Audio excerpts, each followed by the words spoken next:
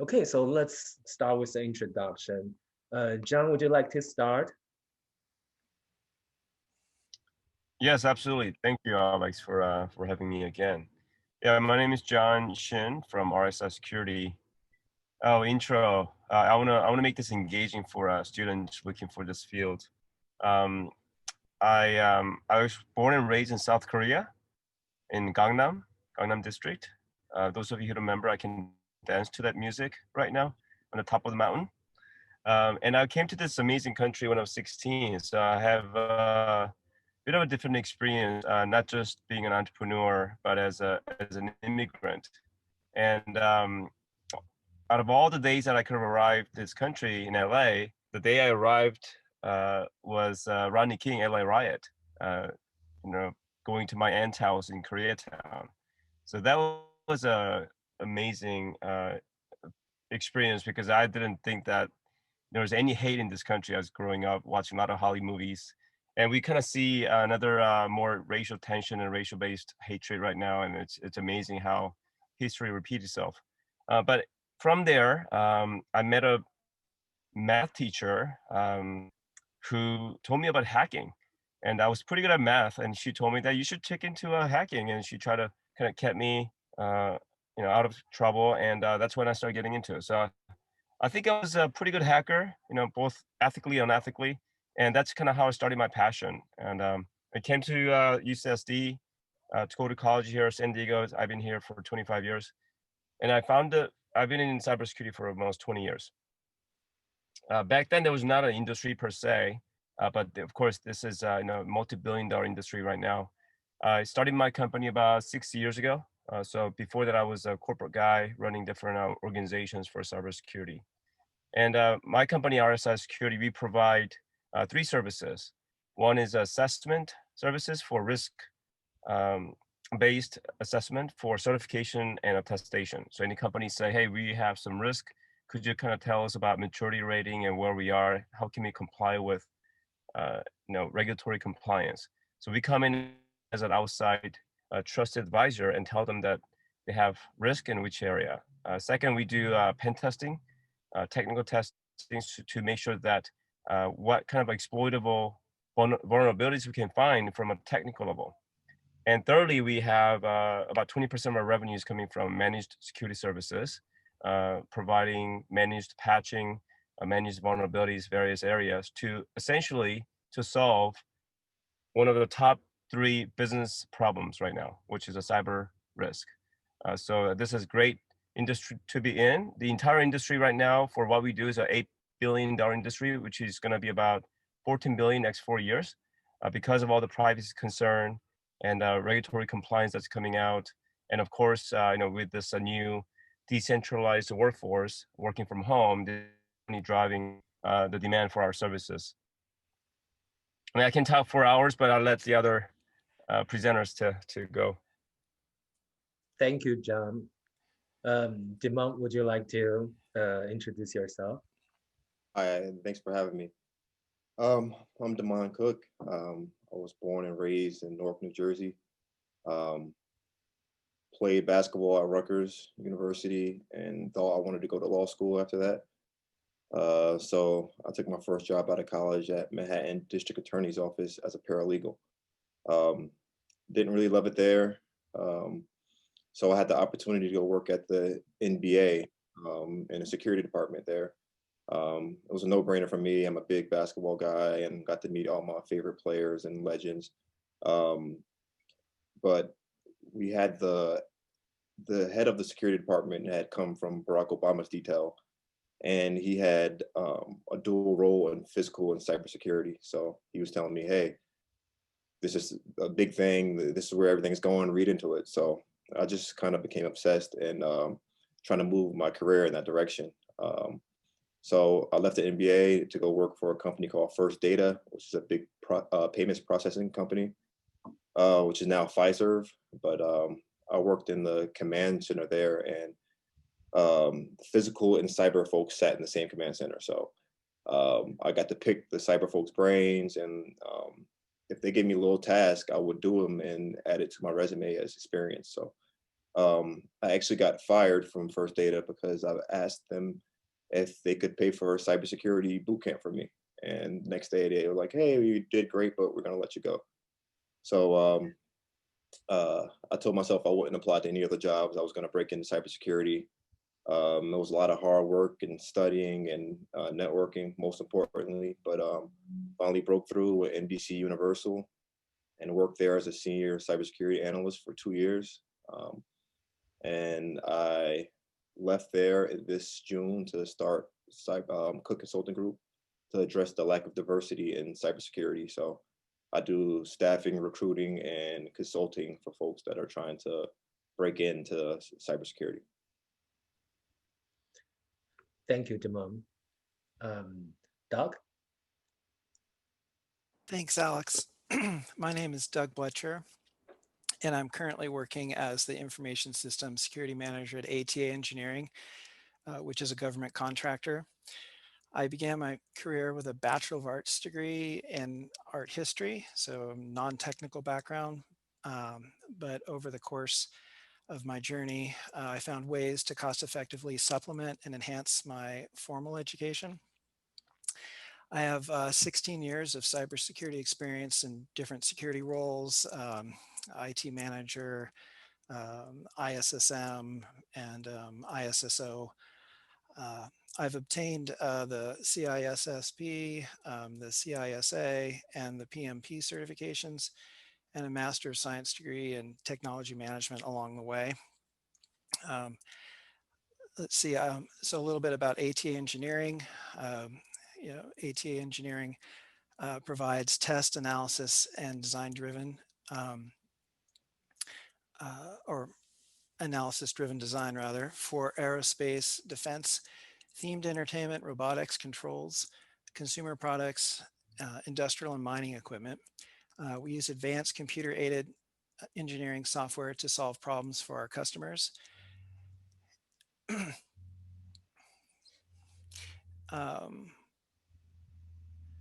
Let's see. Oh, ATA is a leading independent company in modal and dynamic testing of aerospace structures in the US. We've supported the testing of military and commercial products in more than 6 countries across the globe. As an engineering services company, our capabilities include advanced multidisciplinary analysis, design engineering, industrial design, prototype manufacturing, and hardware and software development. So I'm excited to participate in the discussion tonight. Thanks for having me on the panel. Thank you very much, Doug. So now let's continue on to the providing insight on those 4 areas. Okay, let me stop sharing screen so we'll be able to see the presenters. So now first question, how to break into and navigate cybersecurity industry careers. And so please, anyone of you want to get started on this topic? Any advice about breaking into and navigating the cybersecurity industry in general?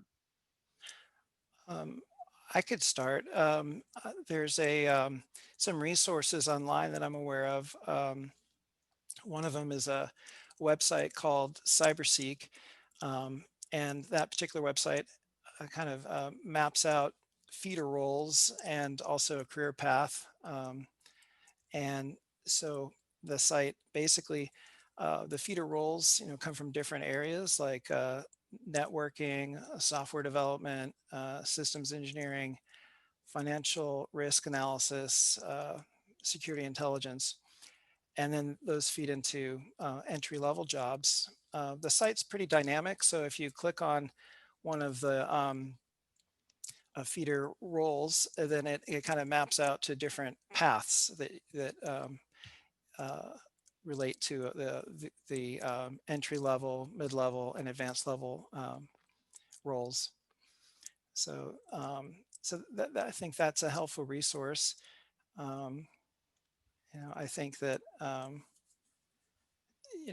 it's something that can help kind of augment or supplement your USD formal education, and to help navigate, a cybersecurity industry career. Um, so that's one thing. I also recommend reviewing a website like Cyberseek. Um, .org and the career pathway that it has to identify entry level positions.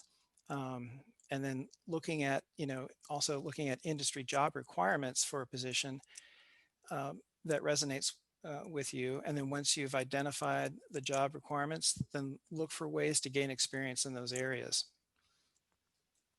I think, there's a lot more resources available now than when I was starting. There's free resources available. Um, for example, if you're interested in learning about networking, the Cisco Academy offers a free program to help gain knowledge and experience in network. If you're interested in that area, um, I believe those classes are offered at night or online and include a virtual application called Packet Tracer, which allows students to do network labs online. And then also I'd recommend other resources free resources that are available. There's the AWS free tier, and then I think also Microsoft has Microsoft Azure free account, which is available at no cost for a year. And this would allow you to gain experience with implementing AWS and Microsoft cloud security. I strongly agree. I think exactly to what Doug's talking about here. There are cybersecurity is almost no entry level positions. It's kind of hard to say that. I mean, most folks don't start their career in cybersecurity. They usually start in a related field like um, software development or system admins or some type of networking job. And then they use those skills and their knowledge to make the transition into cybersecurity to something relatable. So yeah, I strongly agree to what Doug's saying, about kind of the feeder programs and being aware of those feeder roles that can help you and be a stepping stone into your first role into cybersecurity. I would say that there are really three main tracks that in cybersecurity. One is cyber engineering. That's with a background of IT and infrastructure, who can really build things in a secure way or compliant way. There's another one called like advisory and assessment. Those are more like an audit. You're making sure that you understand the standards, making sure that and whatever target environment is compliant to that standard. And lastly, there's more of detection and monitoring and response. Looking at the logs and making sure there's any intrusion or not, and kind of correlate different incidents and be able to take actionable insight and then escalate. So those are main, really three tracks. And the most important thing for me to share advice on is know which one you want to do, because there's so many certifications. Somebody posted a question on certifications. Yeah, there are many.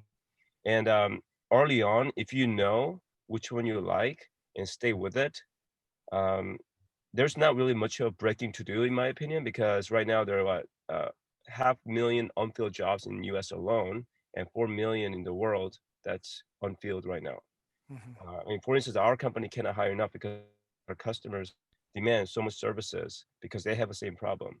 So the number one is really understand which field you want to be in. Because, for instance, people who have a deep tech background, they are really they thought that cybersecurity audit will be really good for them, but they realized that half of it is paperwork and a lot of reading comprehension and time management. So some people with tech background really don't find that intriguing at all, and trying to pivot it later could be missed opportunity. So those are the three things. I would definitely encourage to join chapter. I mean, ISACA, ISSA.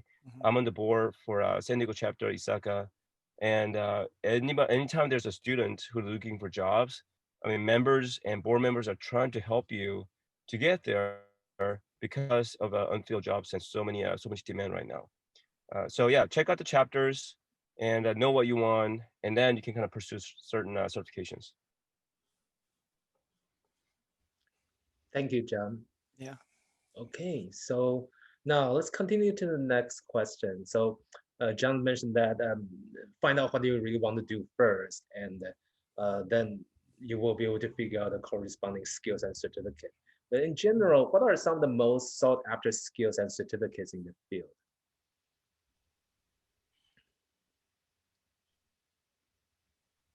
I'll start with this. Right now, what I'm seeing from employers, CompTIA Security Plus is, it's just the baseline standard certification that you want to gain. It gives you like just the foundational knowledge that you'll need for any cybersecurity role. To be quite frank, you have the CompTIA CISA Plus, which is a Cybersecurity Analyst Plus. For folks that want to go on the pen tester route, this pen tester plus. And then you got the cloud certifications that are becoming very popular. You got the AWS and Azure Cloud and Google Cloud Platform certifications, and these jobs are super in demand. And these are the top 5 most common certifications that I'm seeing being requested in job postings. Yeah, I would agree with Damon. I would just also add from a government contractor perspective, the Security Plus CompTIA certification does comply with the DoD 8570, which is found in some government contracts. And that 8570 outlines the different levels of certifications that from entry level and then moving up. And Security Plus is a part of that. So. Yeah, definitely. I would echo what Doug and Dimon said. Those are really good certifications. What I recommend is, especially in our business, we do a lot of auditing and assessment because that's something that outside organizations would do for their internal controls. So we look for CISA, CISSP, and CISM. The reason for those are important is because that's the kind of first stepping stone to actually become assessors or auditors in the future. Of course, those certification, in order for you to actually get it, it takes about 5 years of experience. But it's important to actually pass the exam because that's a demonstration of your seriousness and your learning aptitude about cybersecurity. So even if you actually don't obtain it, just passing the examination will get you far when you are looking for opportunity in this field. Yeah, I agree with John. I echo that as well. Yeah, and back to Security Plus real quick. I think that you have to know those basic questions because a lot of hiring managers will, and Doug could probably attest to this, they will ask you straight questions out of Security Plus, and hey, what is this port number? And if you get tripped up on these basic cybersecurity questions, then you won't be really going far in these interviews. So I would definitely recommend start with CompTIA Security Plus tonight. And there's so many free resources online. There's YouTube. There's Professor Messer videos, who is just a wealth of knowledge, and he has study groups once a month for these certifications. So yes, CompTIA Security Plus. I cannot stress it enough, the importance to know the stuff that's in that exam. Yeah. One thing that I would recommend, we were talking about certifications, but we have a required reading for this book called The Code Book by Simon Singh, the code book. And it's a nonfiction. If you actually read the book and actually enjoy the book, you definitely have passion for cybersecurity. It talks about how code breaker and code maker can alter the history based on which side wins the battle. So it's an amazing, fascinating book to read. So I would also recommend that book to even see that you are passionate about this or not.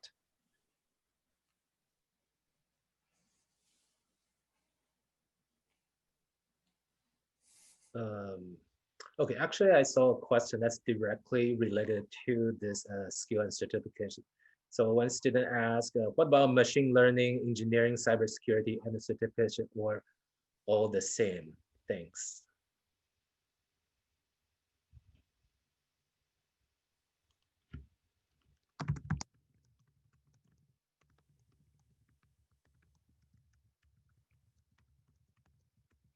Could you type the questions again? Okay, so do you want me to repeat the question? Okay, so what about machine learning, engineering, cybersecurity, any certification, or they're all the same? That's actually, I'm just reading the question out loud. Does that make sense to you? No, I'll take that. No, it doesn't make sense to me. They're not all the same. They're very, very different track. Machine learning, data analytics, AI, artificial intelligence. There's definitely a company like Darktrace who actually commercialize AI and ML, designed cybersecurity solutions to do that. But doing that versus cyber engineering versus cybersecurity certification are completely different, different tracks. Okay, so let's Yeah, I agree, continue John. to um, let's continue to the next question. So about the skills gap, and when I meet with students, um, one of the most challenging situations students brought to the conversation would be they're a new professional, maybe fresh out of college and have very limited experience, or maybe they're a career changer and maybe they have a professional experience in other fields, but don't have a lot of technical background. And when they try to apply to jobs, they see the job description, the job they're targeting require 2 years, 3 years, 5 years experience in doing so and so. And it's almost like catch 22. And how do they gain experience without getting the job first? And those jobs all require they to have certain amount of experience already. John, I know you start hacking pretty early on, but it sounds like Damon and the dog start a career not in the technical field. And so any suggestion about, especially for new professional and a career changer, how to address the skills gap? Um, I guess I could start on this one. One of the skills that is I think valuable in the industry is understanding Linux and maybe the tools that run inside of Linux. And one cost-effective way to learn about Linux is and also learn about virtual machines is to make use of some free resources that are out there, like with Oracle's VirtualBox as an example, where you can, and also I think VMware Workstation, although I think that costs some money for the licensing for that, but still it's good to understand how that works too, in creating and managing virtual machines. And that's a skill set into itself, but you can then download ISO images of Linux and then load those into these virtual or create a virtual machine from those ISO images. And then once you have your virtual machine, your virtual Linux machine created within your like Windows computer, then you can start to practice, Linux commands and maybe Python programming and gain experience with Linux that way, which is pretty cost effective. Also, there's resources, as I mentioned previously, like the Cisco Network Academy, and with online labs, and then the AWS free tier and Microsoft Azure free account, which will also help as well, I think. Yep, I agree with Doug. I think that you got two different scenarios, right? So if you're a student, your absolute best way to break into this field is through internship, in my opinion. You get some real world experience in cybersecurity that you can put on your resume right away. And if you do a good job, there's a good chance that you'll get hired at that company. So that is the true only way I know of somebody getting their first job, professional job in cybersecurity is through an internship. So I would be knocking folks' doors down, using all your resources and try to get that internship because that might be the first company you work for. For somebody who's a professional and like something I did is I reached out to the cybersecurity folks at my company and told them how passionate I was about cybersecurity, and usually folks are willing to help. They might have some work that they don't want to do and it's kind of mundane to them, but could be exciting to you, and take that experience and I would add that to my resume. And just the networking piece is huge. Get on LinkedIn and letting folks know that you're trying to break into cybersecurity. Usually folks are willing to help, and so many people helped me along my journey. I started my company so I could pay it forward and help more folks that aren't aware or are struggling to break in, finally get their first chance in cybersecurity. So those are things I would do. I mean, getting a job Sounds good. is about selling your value proposition to employers. So it's a selling job. Okay, well, sales job is about how you articulate what you bring to the table.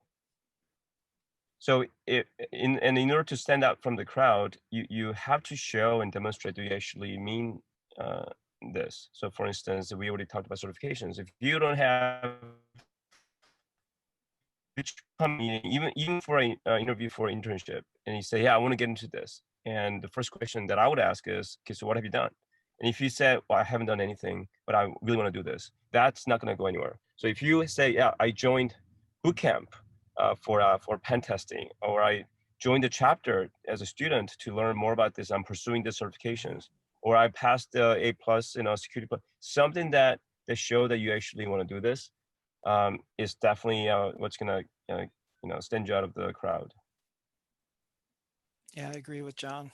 Yep, agreed.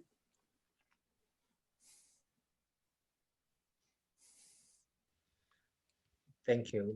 And any additional information on the device about skills gap? Well, I know that I talked about hacking and Doug talked about working on Linux and AWS, but there's a whole another field that you guys probably never heard. Maybe you guys have. It's something called social engineering. I mean, it is a form of hacking.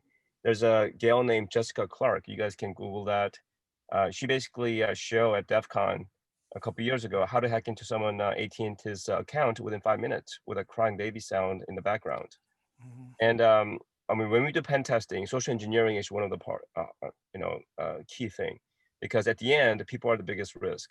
So if you actually cannot really do code, if you cannot write a code, but you know how to persuade people, that is another non-tech skills that you can actually use to get into this field as well.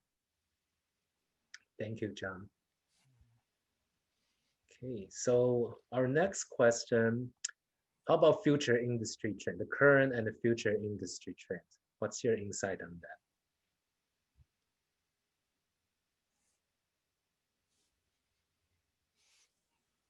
I can take that one first, Doug. Okay. This is a huge. I don't know how I can make this even more exciting. This is huge. It's big because the bad actors out there are big. The illegal economy run by bad actors right now. Can anybody? If anybody's muted. If you guys Google this, you guys will be blown away. It is going to be the third largest economy in the world in the next couple of years. We're talking anywhere between 15 to 20 trillion dollars. That's bigger than GDP of 400 countries. That's why even the large companies with unlimited cybersecurity budget still get hacked, because that's the problem. So that's on the bad actor side. As an industry, the very industry that we're in, within the whole ecosystem of cybersecurity, what we do is what's called a cybersecurity advisory service. That's a subset of a cybersecurity. So where we do assessment, advisory, pen testing to make sure that they don't get hacked. That industry alone is a 8 billion right now, and it will be 14 billion next 4 years. It's growing about 30% a year. So it's a huge trend, and the situation is only getting worse. And definitely anybody's interested, this is a great field to be in. Yeah, I agree with John. And just to follow on with that, to address the bad actors, which a lot of our U.S. technology is being stolen, the government is creating a cybersecurity maturity model certification for government contractors and actually all federal contractors, which will need to be audited and certified. And it's evolving right now. So it's going to be rolling out over the next 5 years. But there should be, to speak to what John was saying, a lot of growth in cybersecurity to address that, to address these regulations that are evolving. Yeah, well put by John and Doug. Only thing else I would say is there are over 4 million open jobs in cybersecurity today. And as we rely on working from home and telecommunication, networks are just widening, and it's just it leaves space for the need for more cybersecurity professionals. So it's just the best time. And I really haven't seen much effect from COVID-19 at all on the cybersecurity job market.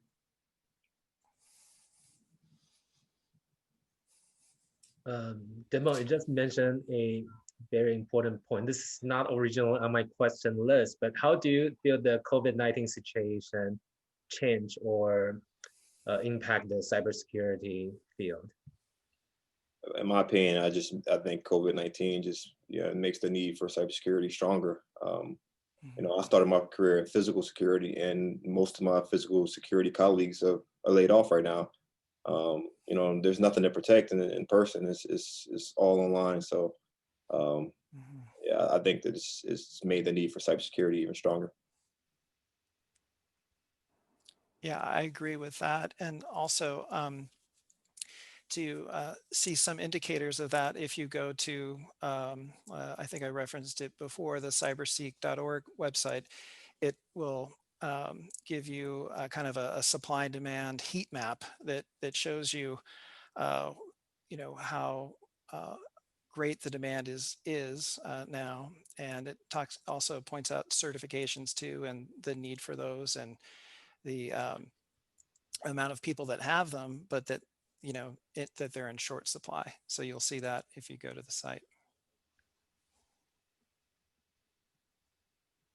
A CEO of Microsoft at the last earning call mentioned that the digital transformation the company has gone through the last 6 months, it happened in such a compressed manner that pre-pandemic, that would have taken about 2 to 3 years. And that's really important to notice, is because cybersecurity need is not going to go away as long as there's a digital transformation and changes. Because if things are static, then things are a lot easier. So during pandemic, there's been a lot of changes, and especially around the work environment. Employees are working from home, and threat landscape expanded to their home network. So for our business, business to business, they have more skepticism how they're operating and handling their data security. So therefore, they ask for more assessment and more data on how they're handling it. So that increases the demand for services as well. So, this is a very tragic health crisis that we're going through, but I would say cybersecurity industries has been a great beneficiaries of this tragic situation.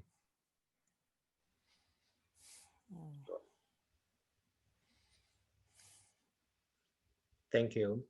So now let's open up for Q&A. So any participant, if you have any question, please type your question in the general chat, and the chat to share with everyone.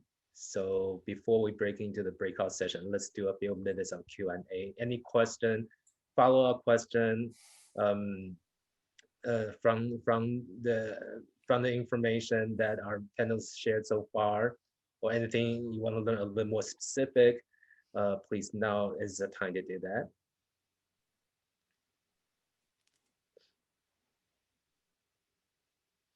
What's a good track one IT project manager?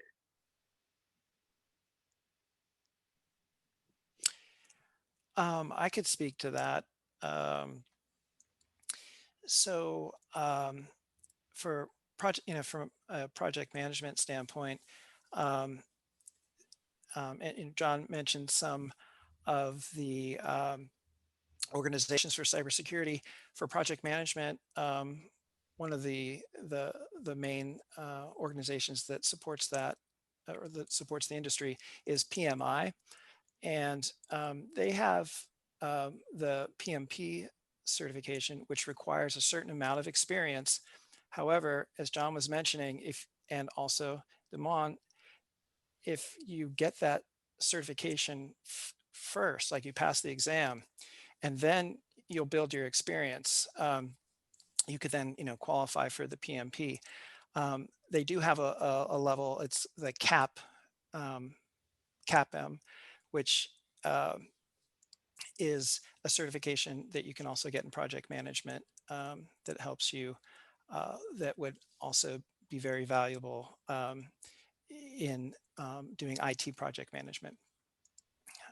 So I'd recommend doing that. And I'd also add that just joining an organization like PMI, there's a lot of resources, just like with ISACA and ISC squared.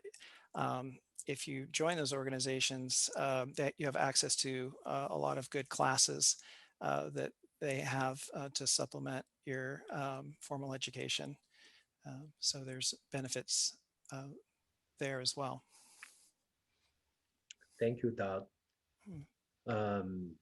We have quite a few questions here. So the next is any advice for individuals interested in federal contracting and consulting, more specifically in the cybersecurity space?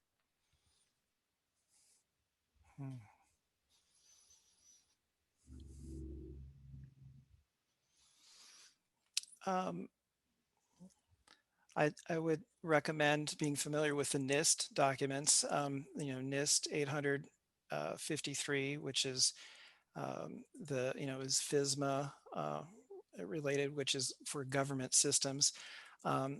Also being familiar with NIST 800-171 and NIST 800-171A, which is a document that helps to support compliance with 171. And then, of course, I would be familiar with CMMC. I think the latest document is version 1.2 to help understand where the industry is going for certification. And in regards to CMMC, I'd recommend going to the CMMC Accreditation Board website to find out more information about developments in that area.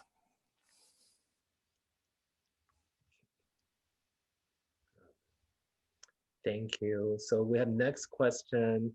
Would any of you consider working internationally in cyber? And if so, where and why?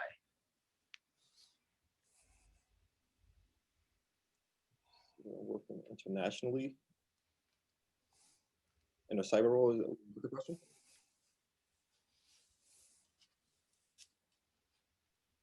I mean, I can take that. I mean, I have an international client. So if you are asking whether we would take on international clients to provide services, then absolutely yes. U.S. Is the biggest, economy, and creates more demand for cybersecurity. So that's for sure. But from APAC to EU, there are so much needs right now. Especially EU has a lot stronger privacy laws. So I would say they're ahead of the curve right now on the privacy and reasonable security clause. within GDPR. But for our services, like credit card specific related security called PCI, for instance, that has a huge international demand because that's not really a US specific standard such as HIPAA or NIST.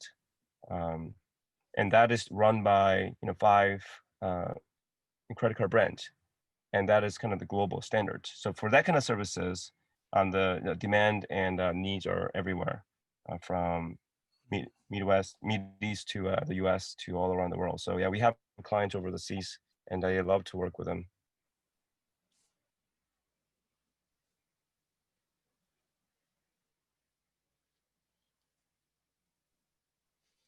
Thank you. So the next question, would getting a position in an SOC be a good start? Also, if already in a manager level in IT, does one need to start from bottom again when moving to cybersecurity?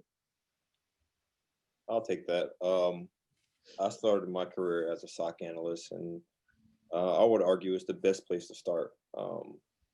You are on the ground level of everything that's happening in your organization, and you have to build a relationship with all the other domains in cybersecurity. John mentioned 3 earlier, but I think it's 8 different cybersecurity domains. And if you're a SOC analyst, then you are the liaison between the folks on the ground and the threat intelligence group and risk assessments and governance group and security architecture groups or physical security groups and user education groups. I mean, you guys are SOC analysts is involved in every part of the business, and I think that it will kind of let you know where you want to take your career in the next step in your career. So you get to touch on a little bit of everything. You're not a master of anything, but it's a good stepping stone to find out what your niche is going to be within cybersecurity, in my opinion. So, and SOC analyst is a top 3 or 4 most in-demand position as well. So, almost every company is spinning up 24/7 SOCs, which leads to the need for more folks working overnight. I started in my career working 1 a.m. to 9 a.m. and it allowed me to ease into cybersecurity and learn things at a little slower pace. So I would strongly recommend a SOC analyst for somebody trying to break in. Thank you. So the next question, is it worthwhile to learn technical cybersecurity skills if I'm in a more business side career path right now, such as an InfoSec officer?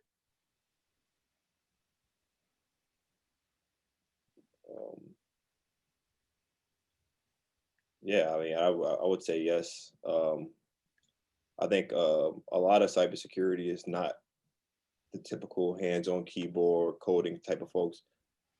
There's a big divide between folks that can be very technical and folks that are customer speaking and can speak to C-suite level employees. So there's a huge need for folks with the soft skills and maybe have the managerial skills and in another arena, but can learn the technical stuff and be able to speak at a high and low level about cybersecurity. So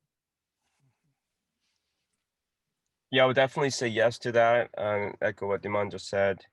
But if you're tracking on business side of career, I'm just going to assume that you want to do more of a business development and sales, which is another great career path for cybersecurity. Yeah, you got to know the jargons. You got to know how to speak to your customer who are going to be cybersecurity folks. So if you don't understand the jargons and acronyms and how to understand and take what the requirements into proposals, the credibility is going to be out the door. So it's really important to get the foundations and fundamentals in your under your belt. Yeah, I agree with you both. Okay, thank you. So now we have a couple of questions that's addressed to specific panelists. We're going to wait a little bit on that because we have many questions. So maybe those questions specifically for specific panels can be discussed in the breakout group. So now we have a couple of questions about certificate. What's more important during hiring, certification or formal education or experience?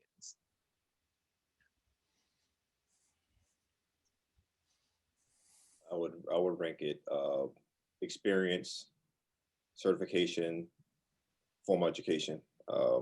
Many folks in this field don't have a bachelor's or associate's degree at all, let alone a master's. So personal experience trumps all, and then certifications can validate that. And last would be education.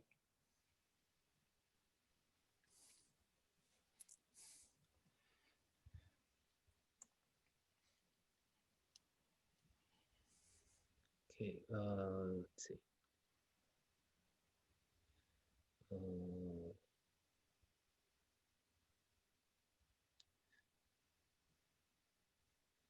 Okay, so now any good suggestion for a chapter or networking group to find a mentor within the cybersecurity domain?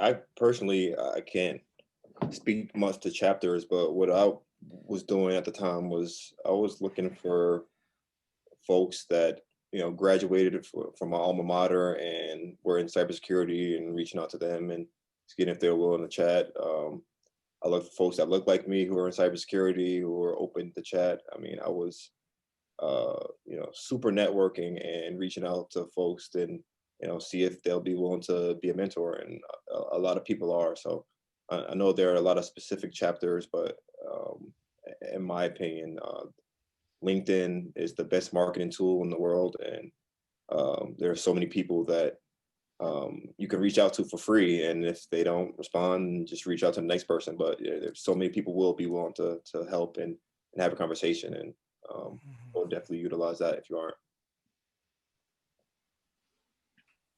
Okay.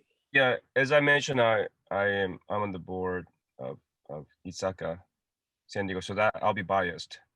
So Isaka will be great because compared to other chapters, they have actually make everybody wear badges that looking for opportunity, and the employers are looking for candidates, and they have to stand up and then sit down like before the dinner. So same with the LA chapter as well.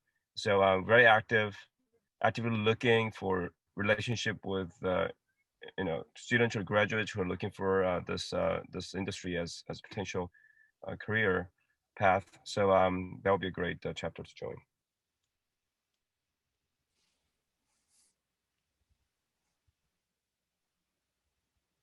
Okay, thank you. So next question. Oh, I'm not familiar with these acronyms, so I will spell that out.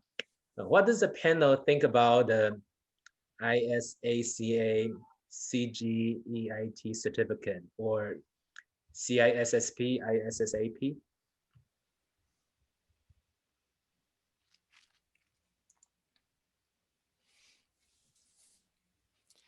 They're all good.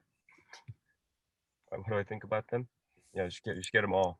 CSSP is a lot more technical, I would say. It has as Dima mentioned, it has all the domain in cybersecurity covered, including cryptography. So that would be one of the hardest one. Misaka CGI one, that one's pretty good too. So yeah, I think as I mentioned early on, know what you want to do, and then get the certifications that help what you want to do. Yeah, I agree.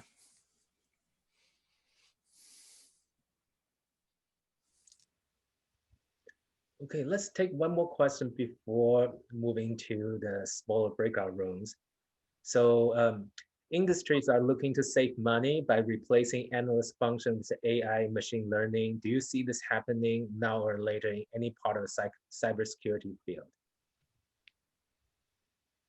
I personally don't. These are a lot of questions I was asking as a level 1 analyst when a lot of my tasks were being automated. It just creates a different workflow. You're kind of happy to see it because some of the mundane and repeatable tasks are, being automated these days, and it actually gives you time to do deeper investigations and actual cybersecurity work. So I don't think that automation is putting folks out of a job anytime soon. I think that it just makes for a new workflow. Yeah, I agree. There's a company called Darktrace, really good, great company, multi-billion-dollar valuation company, and they are a AI and ML security platform, but they never say that that is going to replace your analyst, because guess what? They still need people to respond to threats. They still need people to configure, even though the platform is learning itself and getting better every day. It still needs a human intervention. So yeah, AI. I think Elon Musk said that AI is one of the biggest threats to humanity. It could be someday, because I believe that in the next 30 years, our phone will be as smart as a human brain all combined. But not immediately. I mean, by then, hopefully I'll be retired.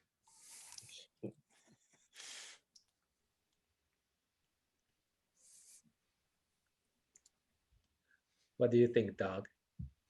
Oh, I agree with Damon and John that it does change the workflow. Just echoing what Damon said in a positive way that allows for deeper investigation. So I think it assists being more effective in doing cybersecurity work.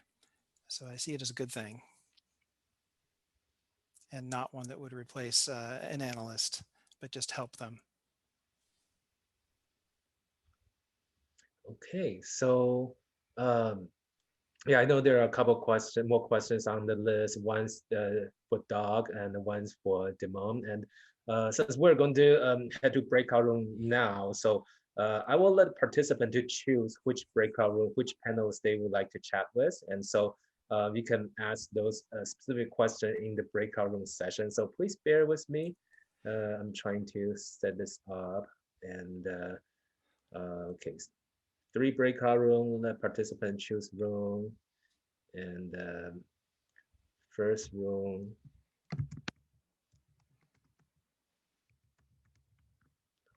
and the second room,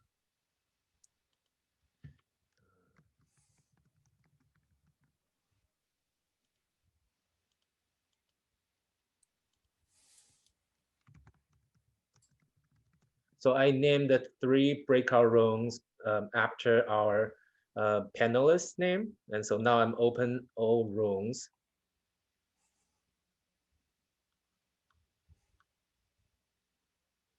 And okay, so now I should be able to join those 3 rooms.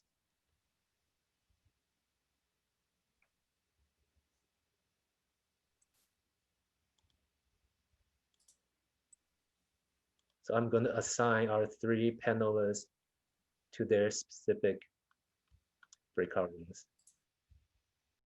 Hey, Alex, is anything else from us? Are we supposed to leave from here?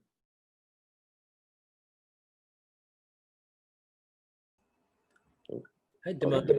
So all the students in your group ask everything they want to ask already? Yeah, I think so. We went to almost the last minute. Yeah, we were wrapping up all the breakout room in the middle to them going to, as you can see on screen right now, it's just a follow-up information and just wrap up, share the follow-up information, and then that will be the end of the event. And so are you from East Coast? Yeah, I'm from New Jersey. Okay, so it's pretty late there now. Yeah, it's 9:21 here. Not that bad. I'd have been in the office still anyway. I probably won't get out of here until close to midnight tonight. But no, I definitely enjoyed this, and I hope folks got some value out of this today. Sure.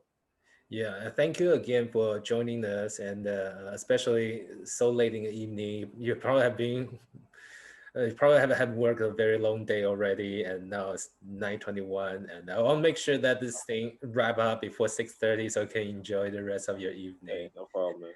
And Yeah, I can. please send the other presenters contact information, or I mean, maybe I'll get it off you after you send the recording, but definitely like to be in touch with John and Doug. Sure. Okay, yeah, their contact information is all listed here as well. John provide his work email, and the dog provide his Gmail, and yeah, probably in the future you will have a chance to be on the same panel again. Yeah, yeah, they were great. But I think you bring a very interesting background, and so because when I was thinking about selecting panelists, I was thinking about maybe somebody who has been um, maybe somebody who has been working in technical role, maybe related to those cybersecurity engineering student may be interesting, but you have worked both in before cybersecurity career, you are working non-technical role, then you acquire Right. technical knowledge, and now you're recruiting, and so The you thing I used to provide. always get every time was, "Hey, we really like you, but you're not technical enough." So I mean, I know the frustration of feeling like you're qualified but not technical enough, and how do you gain those technical skills? But there are ways around it, and you just gotta get one person to say yes, and that's it. And then from there, it's like once I broke in, then I mean, my LinkedIn inbox is full. People still hit me up every day for jobs, and I'm like, "Hey, I'm a recruiter now. Do you not see the profile?" But once you're able to break through, it's a very rewarding thing, in my opinion. So did you find the process, I mean, come from a non-technical background, do you find the process of, as a working adult, working professional, the process of acquiring new technical knowledge, especially I can imagine in the field like cybersecurity, um, you probably have to constantly update your Oh yeah, knowledge. sure. I was super overwhelmed. Like by day 3 on the job, I'm like, I don't know how I was interviewing without knowing the stuff I know here already. I was super overwhelmed, but I was just telling folks in the breakout room. I mean, I utilize YouTube still to this day. I probably spend about 8 to 10 hours a day on YouTube, and I put videos on 1.5 speed, 2 times speed, and I just uh, kind of just get through material just by listening to YouTube. So anytime something came up at work and I didn't know about it, I wasn't afraid to ask questions, and I also did my own research. And YouTube was always there to help bridge the gap. So Did you find some of those technical instruction too hard to break through, too dense for beginners, or do you find that there are plenty of information for somebody who's absolutely new to this technical knowledge? Because I didn't find it too dense. I think I found the right pathway for me. So as a SOC analyst, like I said, like I didn't have to go too deep into any one domain, but you just lightly touch on all of them. So I didn't have anything that was too dense. I know for me personally, I wouldn't be doing any type of scripting or coding. That's too dense for me. But I stick to what I'm good at and my strengths. And there are so many non-technical. I feel like there are more non-technical roles than there are technical roles in cybersecurity. So I try to let people know that there are so many different ways. And I was just telling folks in the breakout room too. I will Google cybersecurity domains, and it will show you how many different pathways you can go. I printed this out, and if you can see it, I mean, Oh, wow. it's like it's it's a lot of different places you can go. So kind of knowing which domain is good for you and which path you want to go down. One, can help you get more focus in your transition, and two, it could help other people help you, by knowing exactly where you want to go. So. yeah, Dibon, the reason I was asking about like a self-educating using YouTube kind of materials because I used to work in IT industry and I was a like more junior engineer, more customer facing. I was integration engineer, so I wasn't that technical.